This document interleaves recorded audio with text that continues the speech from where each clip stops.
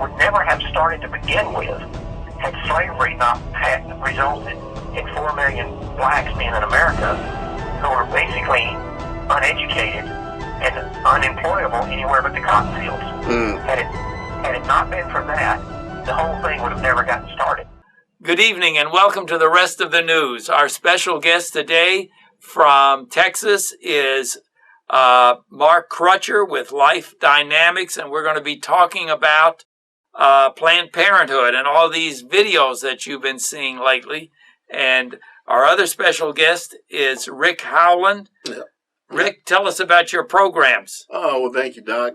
This is Rick Howland. I'm the Black Heart Conservative. I have a radio program on, formerly WGTK. It's now 970 AM, The Answer, here in Louisville. And if you're outside Louisville, you can hear it at www.970theanswer.com. And just go to the podcast or listen live and you can hear it, you know. But it's a conservative political program. I come from a biblical perspective. Good. However, it's, you know, I don't restrict the participation in the program to being believers. You know, we can talk about it from a secular point of view as well. So, well, now, Mark, we have all been seeing these tremendous video clips and about Planned Parenthood and selling body parts and all of that. Can you give us a little overview about the significance of all of that? Yeah, of course, I'm sure you realize we were the first group that actually did that back in 2000. We released the information on the marketing of baby body parts, and David basically has followed up on that and shown that it's much bigger than what people thought it was, and the fact that it's still going on and how reprehensible it is. And of course, it's getting a lot more of attention today than it got back in 2000 when we first revealed it because of social media. The mainstream, or what I call the left-stream media in this country, is not able to ignore it anymore, which is what they did when we first brought these revelations out back in 2000. So it's getting a lot more play, and people are getting a view of the abortion industry that they may not have thought about in the past. But I think there's a warning that we need to make here about this issue. I'm totally supportive of obviously these revelations because they've given Planned Parenthood and the abortion industry in general another black eye and shown the American people exactly what kind of degenerates we're dealing with here. But I think it's important for us to keep in mind that this issue of trafficking in body parts is peripheral. It's not the core issue. And the core issue is not, the issue here is not that these people are reprehensible because they market these baby parts.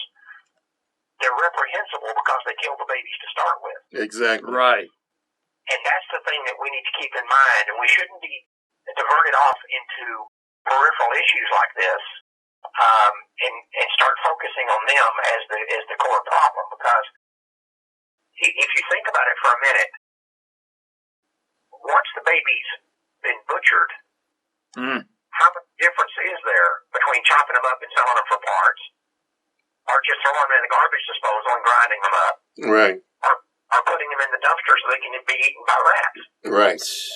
You know, the point that we need to stay focused on in the pro-life movement is not what happens to them once they're dead, but the fact that they shouldn't have been made dead to begin with. Yeah, exactly. Right.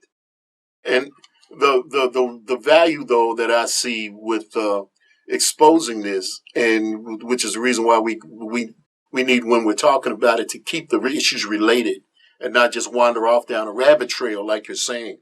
But we need to keep the issues related to keep that connection. But there's some proof here of something I've been pointing out for years, is that when you have a basic disrespect for life, it doesn't just end with the killing and the buying and the selling of the body parts. It's a very short jump all the way back to 1865 and reversing the 13th, 14th, 15th Amendments, where literally you go back into human beings being commodities. Right. And Well, that's the way they're treating the unborn now. yeah, exactly. It's a They're commodity. treating them as a for-profit item. They're not. It's like something you put in inventory in your store. Right. And it's just a small leap from, from what. As a matter of fact, I would argue there is no leap between what we're doing now as a nation and what the Nazis did when they took the gold out of the teeth of the Jews that they killed. Right. Their argument was, when this came up at Nuremberg, their argument was that it made no sense to bury that gold with those bodies. Good grief. Right? Yeah. And so now you're hearing pro-abortion people saying, look, even if you disagree with us on the abortion issue, surely some good can come from this. It makes no sense to bury these bodies when they could be used for medical science. That's right. It's the exact same argument being made by the exact same kind of people. There's no distinction between the guards who worked at Auschwitz and the people who worked at these abortion clinics. Morally, there's no distinction between the two of them. And there's no distinction between what they're doing with the dead bodies of the people they kill. Right. They're basically grave robbers, if you think about it. Mm-hmm. And I've heard the very thing that you said. It's a shame to let those body parts go to waste since they've already been killed. That came out of the mouth of a very respected member of my family, and I had to simply point blank tell the person that you're talking like a eugenicist. Yeah. You're talking like Dr. Mengele. Yeah. Yeah. What we're saying is those children are valuable only to the extent of how they help us. Yeah. Right. But they have no intrinsic value of their own. Right. Correct. And again, that's an argument for slavery. Thank you. That's exactly it. It really, Roe v. Wade virtually reverses the Emancipation Proclamation and the 13th, 14th, and 15th Amendments. It turns things back where human beings are chattel that are owned and controlled by another human being. Right. For the benefit of either a society. I mean, if you go back and you study the abolitionist movement, these are the arguments that we have to fight against in the pro-life movement today are identical to the arguments they had to fight against when it came to slavery. Exactly. And people were saying, look, you may have a moral argument that slavery is wrong and that we shouldn't be doing it, but it does derive some benefits to the society. And in addition to that, if you don't like, this was basically Stephen Douglas's argument. He said, if you don't like slavery, that's fine. We understand. Just don't own one. But you don't have the right to tell other people they can't own one. Exactly. There you go. Where have I heard that before? And we hear that all the time from these pro-aborts. They'll say, look, I don't, I can respect your deeply held moral viewpoint. That's fine. So if you don't like abortion, then don't have one. And my question has always been, okay, that's fine. I agree with that position. If I don't like abortion, I won't have one. Or I won't pay for one. Or I won't encourage somebody to have one. Now, how do we extend that right to the unborn child? If they don't like abortion, how do they not have one? Thank you. That's good. How can they avoid it? Well, it reminds me a little bit of the Dred Scott decision where the Supreme Court said black people are not human. Yeah. And that we had no rights that a white man had to respect. That was Justice Taney's conclusion. So we have in Supreme Court decisions today too that rival that. Yeah. Any time in history when one group of human beings has wanted to exploit another group of human beings, the first thing they had to do was to dehumanize the victim. Yeah. So, I'm of the Vietnam era, and I can tell you I had friends that were in Vietnam who said that even in basic training, one of the things that you did was you quit thinking about the people you may be having to shoot as human beings. You think about them as gooks, right, or as slaves. There were several different derogatory terms that were used to describe the Viet Cong, right, because it was very difficult to teach these guys, oh, by the way, you're going to be going over here to the Southeast Asia, and you're going to be shooting at your fellow human beings. Right. Right. Who you don't know and you don't hate and who have done nothing to you. Right. So you have to convince them that they're slopes and gooks and all the other words that they use to describe them. Mm-hmm. You humanize them. And that's exactly what happened with slavery. That's exactly what happened with the Nazis. That's exactly what's happening with the abortion lobby.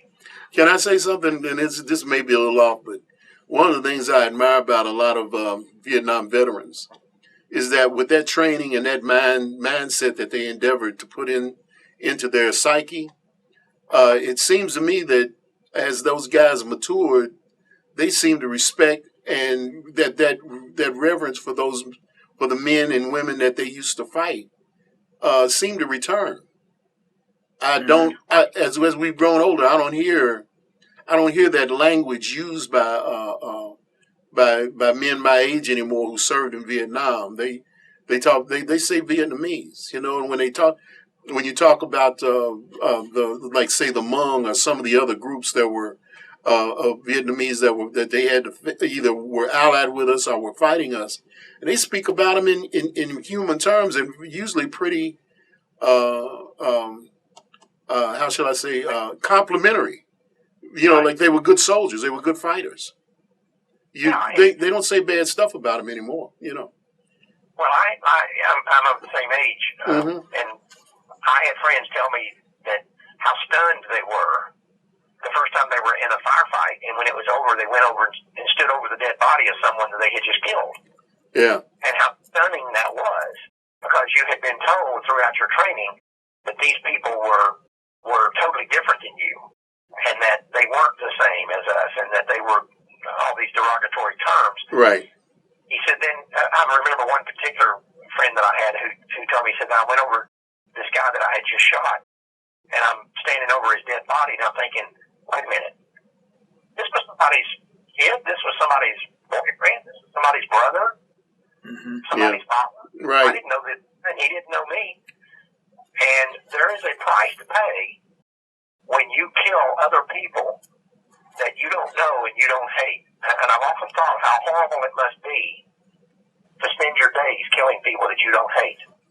Mark, we have one of your videos that you made called Black Genocide. In the 21st century, Maafa21. Yeah. Can you tie that in with what Planned Parenthood is doing today? Well, Planned Parenthood is just continuing that trend. I mean, the point of Maafa21 was to document to people that the original motivation for the legalization of abortion had nothing to do with women's rights or reproductive freedom or choice or any of the other nonsense that you hear about. The original motivation for the legalization of abortion was black genocide. Now, many of the pro-aborts are coming out here now and just openly stating, yeah, abortion is about eugenics. They're openly stating it. In a recent book, The Chronicle of Higher Education, one of these people from Johns Hopkins University, Nathaniel Comfort, he's a professor at the Institute of the History of Medicine at the Johns Hopkins University, makes the point. He says, look, talking about eugenics, and he's saying basically don't get all jacked up about this. He says, we practice eugenics because we, quote, regularly abort fetuses that test positive for Down syndrome, unquote. He's right. Sure. That's eugenics. That's where you're saying, if you look at the history of eugenics, when Francis Galton and James Charles Darwin came up with the idea, when you look at it, they said we're going to decide who gets to live and who gets to die in order to better the human race. We're going to control evolution. Yeah. And black genocide case for that in Maafa, and since 2009 when it came out, the pro-aborts have criticized it and threatened us and all kinds of things that they've done, but not one of us ever come out and said, oh, but right here you were wrong. The reality is that it was part of a racially motivated genocide or eugenics, and it was financed by the eugenics movement. It was started by people who were eugenicists, and it's still financed by people who are eugenicists to this day. And we did another project related to this issue in which we put a report out called Racial Tar targeting and population control. And we went and looked at every facility in the United States, every Planned Parenthood facility, every National Abortion Federation facility, every abortion clinic in the country, and put them in and looked at their zip codes. Then we went to the U.S. Census Bureau and looked at the numbers of the percentages of minority populations in those zip codes. The results were absolutely stunning. The vast majority of the abortion clinics in this country are located in zip codes that are well disproportionate in African American and Hispanic populations. It is clear, you read that report, and anybody can go online. You go to ProLifeAmerica.com, you can see under the reports and projects, you can see this report called Racial Targeting and Population Control. You just go down the line, and again, this is not opinion, this is not it's not us making these arguments, this is U.S. government Census Bureau statistics, and we didn't make these up. They're available for anybody online to go see. And it proves beyond a shadow of a doubt that the minority community has been systematically targeted for elimination by the American abortion industry, primarily led by Planned Parenthood, carrying out racial genocide on a level that the Ku Klux Klan could never even dream about. No. In 150 years, the Ku Klux Klan killed fewer African Americans than are killed every 4 days by Planned Parenthood. You have to look at this stuff and say, I might be pro-choice or marginally pro-choice or strongly pro-choice, but at some point, intellectual honesty is going to require that I can't overlook this stuff anymore. And let's pray that people reach that point, that fill box, that fill spot. Mark, I just want to say a word about this DVD. It's called Black Genocide, and it's free. We'll give this to you free if you call this number, 893-2444. And we'll send you this DVD that Mark Crutcher with Life Dynamics has been talking about and Rick has been talking about. It's called Maafa21. Call us right now. We'll get that out to you right away. Call the number right now. I couldn't, when I first plugged it in, I was sitting in my car. I got when my grandchildren used to ride around with me, and so I had this DVD thing in my car, right? So I'm sitting there, and I got my cup of coffee and everything. I think I'm going to sit back and have an enjoyable, relaxing afternoon. It wrecked my afternoon, but it was a good wrecking. It brought me to reality about it's stunning. Yeah, it's stunning how about what is planned for our children and grandchildren. Well, the thing that shocked me is it was nonpartisan. Yeah.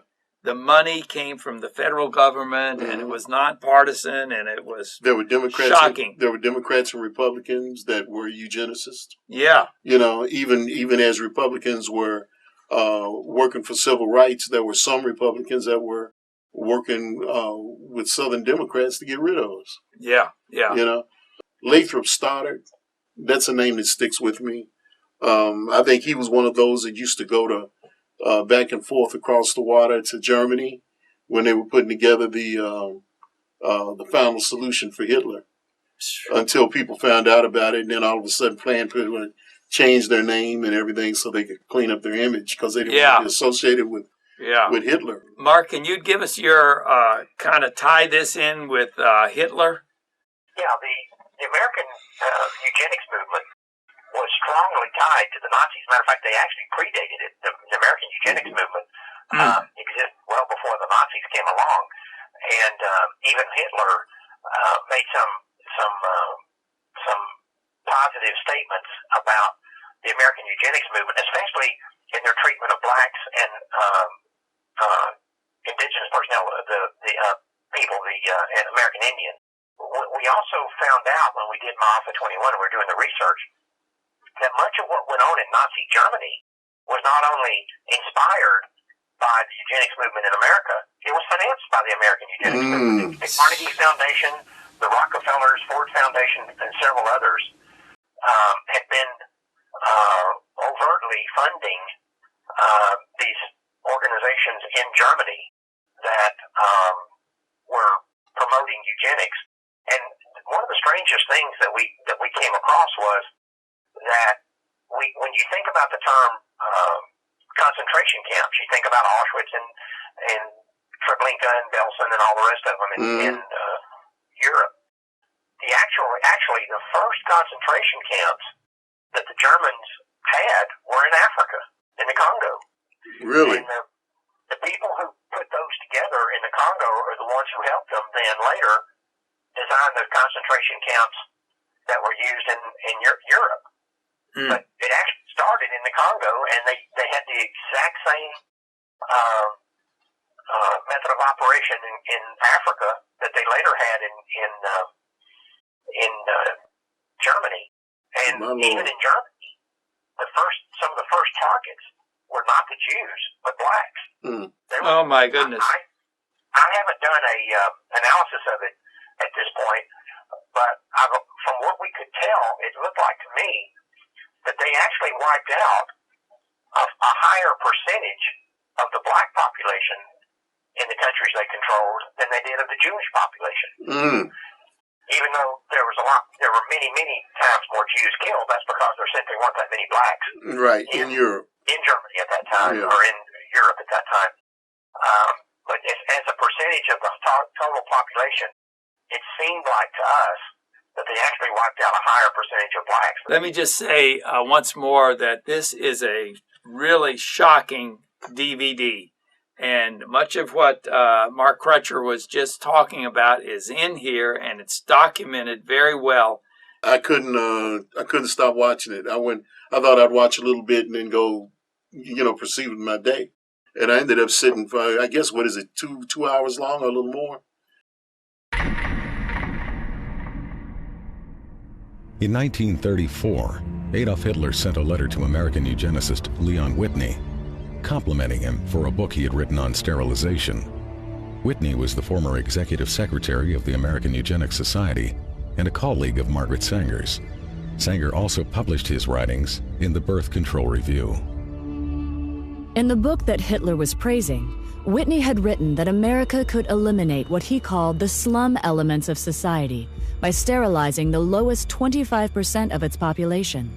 He claimed this was necessary because such people are too stupid to understand or practice even simple methods of contraception.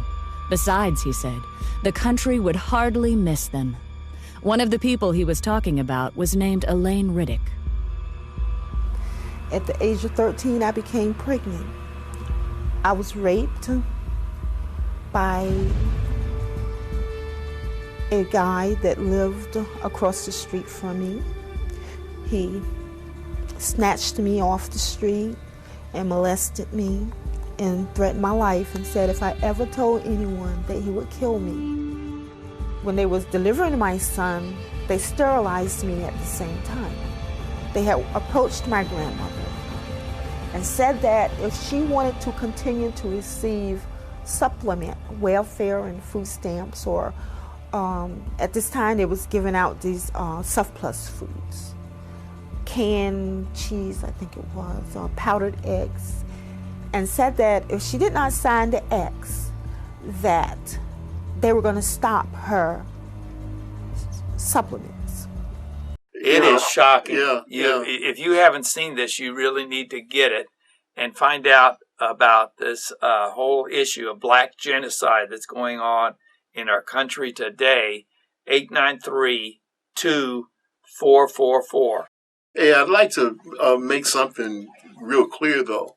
Even though the eugenics movement was focused on what they called the human weeds, and they looked upon Mediterranean types of people and blacks as being the lowest end of the totem pole, and so they were focused on getting rid of us. But they also wanted to get rid of other ethnic groups and cultures. They weren't too in love with French culture, Italian. They weren't too in love with Spanish or Portuguese. They weren't too in love with Oriental. I mean, they were more than willing to exterminate those kinds of people too. Those kinds of people were considered to be human weeds just like we were. And so I'm hoping nobody hears this and thinks that this is just another one of those issues that's really a black issue. I remember when I was young, my mother was a teacher, and she was paying attention to something that was perpetrated against 2 young white girls from Appalachia that had been sterilized for no good reason other than they were poor and they had what I'm trying to remember the term right now, a reproductive board or something like that in their county, and someone went and had them adjudged to be feeble-minded by a judge, and got a court order to have those 2 girls, they were middle school age girls, to have them sterilized. Ultra-wealthy elitists believed that the world existed basically for other ultra-wealthy elitists, and that everybody else was basically a servile or service-based class. We were there to support them. They didn't exclusively target blacks and Mediterraneans and Slavics and Hispanics. But I'm going to tell you this. When we did 3 years worth of research on this, and one of the things that jumped out at us was that they may have hated these other groups as well and wanted to see them eliminated. Mm-hmm. But if slavery had never existed and there were no blacks in America, the eugenics movement would have never started to begin with. At the same time, I think what happened was they started out saying, we've got to get rid of these blacks, and we document that in the movie, that they were concerned about the financial and economic drain that releasing 4 million slaves into America was going to cause. Once they got into that mindset, so we're going to get rid of these blacks, they would start, well, you know what, though? Some of these whites could drag us down just as much. Some of these people from Italy, they could drag us down just as much, so we'll get rid of them too. And you can look at the people who founded the eugenics movement and their connection to, for example, Darwin. Oh, yeah, Darwin is into that. Principle was that there was a continuum between the lowest form of primate and the highest form of human. Now, he said the highest form of human, of course, was the Aryan. The lowest form were the primates, and the line of demarcation between the two was between the chimpanzee, which he considered to be the highest form of primate, and the black and Aborigines, who he considered the lowest form of human. Wow. Listen, we're about out of time, Mark. We better call it there. And I want to thank Mark Crutcher with Life Dynamics, also Rick Howland. And Mark, how can they get on your website? Well, we have a whole bunch of websites, but we have a gateway website where you can reach all of them, and it's called ProLifeAmerica.com. All one word, correct? Yes, sir. God bless you, and thanks a lot for watching. Tune in again next week for the rest of the news. God bless you.